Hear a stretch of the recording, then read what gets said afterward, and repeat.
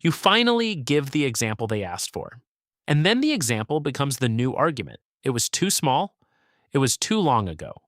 You remembered it wrong. You took it the wrong way. Or now they need another example. And while you defend that one moment, the thing you were trying to name disappears. That is the trap. You did the reasonable thing. You stayed specific. You pointed to a real moment. But instead of helping the conversation, that moment gets pulled apart until it no longer counts. Now, you are not talking about the pattern. You are trying to prove that one example is allowed to exist. Not every request for an example is unfair. Sometimes a person really is trying to understand you. If someone says, "I do not know what you mean. Can you give me a specific moment?" That can be a real question. Specifics can help.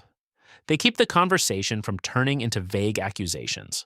But another version of "give me an example" does something different. It moves the conversation onto whether your example deserves to count. Say you tell someone, "When I bring up a problem, it gets brushed off." They ask, "When did I do that?"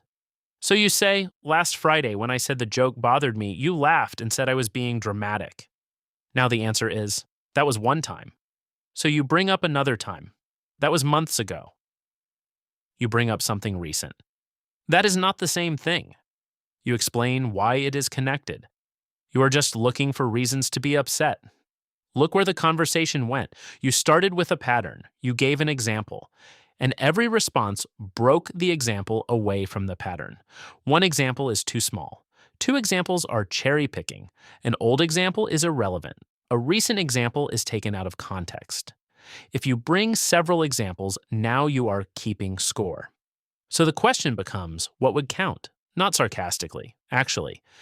Because in a fair conversation, the standard is possible. Maybe they remember the moment differently. Maybe they need a minute to understand the connection. That can happen. But the example still has a job. It helps both people look at the same piece of reality. In the disqualification loop, the example never gets to do that job. It gets dismissed before it can point to anything larger. That messes with your head.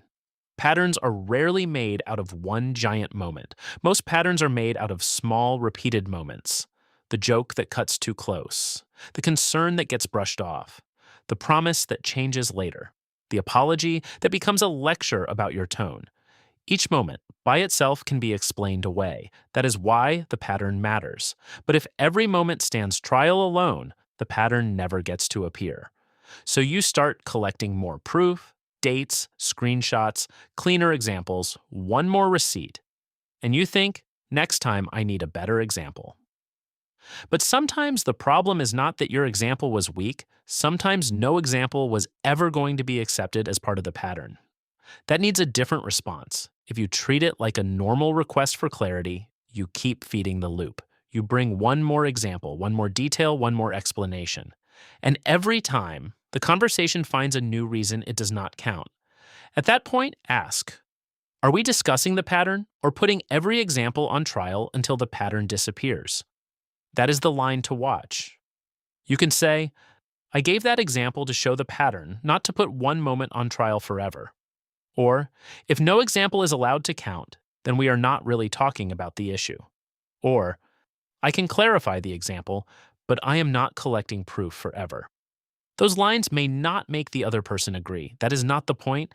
They stop you from accepting an endless assignment. You are allowed to name a pattern without presenting a perfect legal case. You can say, this keeps happening, even if each moment can be argued with. So when someone asks for an example, do not assume it is automatically unfair. Sometimes it is a real request. But pay attention to what happens after you give it. Does the example make the conversation clearer, or does it become another thing to defend? Do they use it to understand the pattern, or do they keep asking until no example counts? That question can save a lot of energy, because the goal is not to become impossible to question. The goal is to stop building a case for someone who keeps changing what evidence is allowed to mean.